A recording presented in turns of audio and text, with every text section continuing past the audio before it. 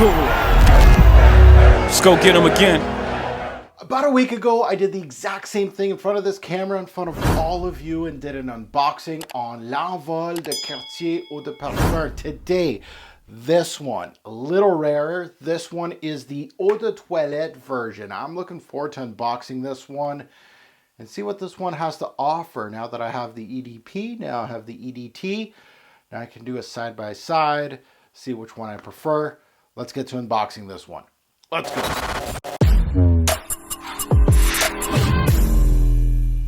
Fragrance family, welcome to the Robe Zoe channel. I'm your host, Mark. Today we're unboxing and giving a first impression on L'Envol Eau de Toilette. This one right here, 2017 release, was released, correct me if I'm wrong, after the EDP. Very unique strategy. The only ones that come to mind is this one and the Tom Ford Noir, which the EDP came before the Eau de Toilette. Usually the Eau de Toilette comes before, so very unique that they would do that. This one not so popular, actually kind of getting scarce, hard to find now, even at discounters. L'Envol Eau de Toilette, very hard to find. But the Envol series, from what I know, and I've never smelt this one, I have smelt the EDP quite a bit, but they're all about the honey.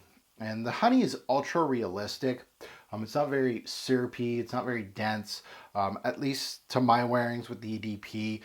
It's more about the blend itself, and it's really off the beaten path of a lot of other designer releases. Cartier kind of does that. They beat to their own drum. Cartier kind of goes in the Hermes territory. Hermes and Cartier kind of don't go with what's popular. They just do their own thing, and I really appreciate that from both those brands.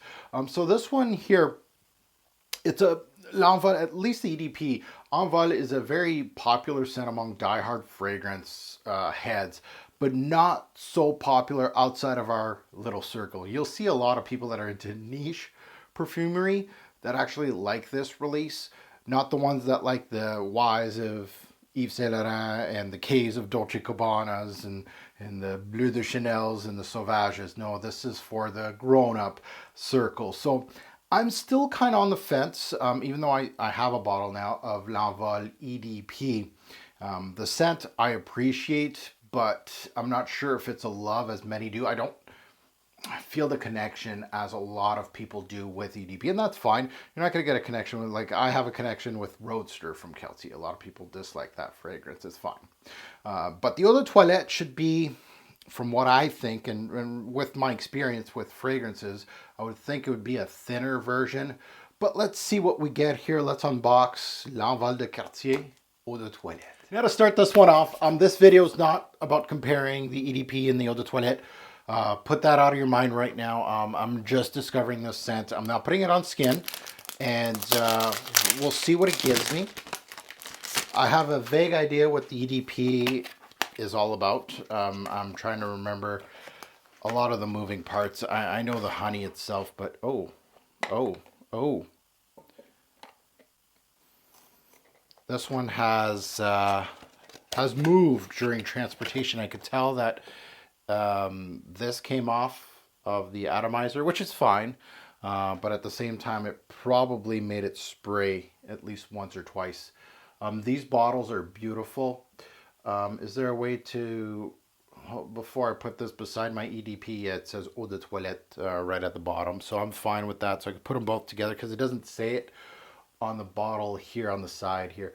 Beautiful, simplistic bottles. I like these. I really wasn't into the refillable ones, the ones that you could insert for the EDP. Wasn't a fan of that, but these are heavy, beautiful bottles. So let's smell L'Envol de Cartier Eau de Toilette. And as you can tell, it has sprayed at least once in the box. Not too bad. I didn't lose any juice hardly at all. Nothing to be bad about. So let's smell this one in.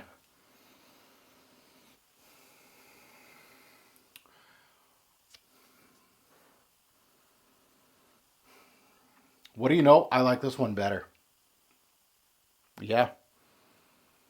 Why? It's thinner. I feel like, yeah. The honey itself is is gorgeous in this one. There's less moving parts. There's a lot of florals here backing it, but not much to it. It's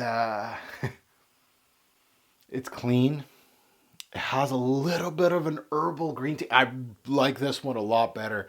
And it's funny because I was looking at reviews just really quick, and I do this from, when I do these unboxings just to kind of give me an idea what other people think about the fragrance. But a lot of people were saying the eau de toilette's more feminine, and I felt like the EDP was really feminine. So I was like, well, not really feminine, but I felt like it had some tendencies in that section. This one, wow, I like this one better. Herbal green touches from the Artemisia in here. Clean. It almost has a dry hay-like quality in this. Barely any citrus in here, but the honey is front and center. There is a soapiness to the fragrance. The florals are kind of giving you that soapy, talcum, powdery feel to the fragrance, but very safe, inoffensive. I like this one. I just like the transparency. It kind of almost has like a watery take to the release, but I really like the subtleness of the Artemisia, the green touches here. It works so well. Wow, this one is... I really want to go back to the EDP because I feel like I'm getting it now, that people that are going with EDP, oh yeah, it's this good. I'm feeling it with this one. This is well made. Now, obviously, word of warning, I said talcum powder, soapy, florals. Those are the type of things that, those should be little red lights, bing, bing, bing, for some people that really like their manly fragrances, or teeny boppers watching my videos. No, this is for unisex. Yes, highly unisex. I could see a woman pulling this off actually really well, and a man, a mature man, a guy like my age, mid-30s and higher. I really like the honey in here. It really pops. Yeah, it's making me want to try the other one now. Go back to it. See, maybe this is just my aha moment for L'Envol. It took me a while, it took me a few years, but I prefer the EDT. And I really think I'm off the beaten path. Again, everybody likes the other guy, but I'm really liking what this is. And again, it's thin. It's not a complex composition, to be fair to it. But the major players in this release, the honey, the Artemisia, there's a muskiness too in here. It must be just the white musk. I mean, it just feels like that. It's very safe, inoffensive, easy to wear. Throw it on, work day. You can dress it up, dress it down, shorts. I can see this in the spring, summer. Look at me, I'm doing a fragrance review for all of you. Honey's, oh wow, this is a good honey. And it has a little bit of a dry hay-like note in here, giving it a little bit of personality. Hey, I like this one. L'Envol de Cartier Eau de Toilette. And this is what the hobby's all about. You go on fragrance, you go on base notes, you look at fragrance reviews, and most of the time people are talking about the EDP and really not talking about the Eau de Toilette version of this release. And the reviews that are talking about this one, and I'm not saying all, but the general reviews are all about, this is more feminine, it's much lighter, it's not as good.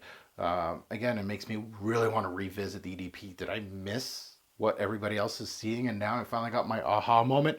Anyway, at the end of the day, it's not about the EDP.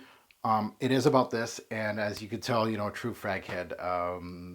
Yeah, I like this one. And don't be surprised next year, because I've already done my spring list for designer. It's coming up.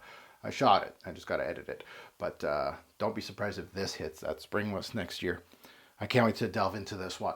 So now that you heard my take, I would love to see yours in the comments below. Please share with us, especially ones that have smelt the eau de toilette. Please do. Good or bad. You don't have to agree with me in my videos. Just one man's opinion, just sharing my hobby. That's all I'm doing. You don't have to co-sign me. I'm not looking to be popular here, but L'Envol de Cartier Eau de Toilette, recommended by yours truly, just off a strip. I can't wait to put it on skin. At the end of the day, a great or poor fragrance will make a lasting impression. Choose your honey-based fragrance. wisely. Thanks for watching, YouTube. Have a good one.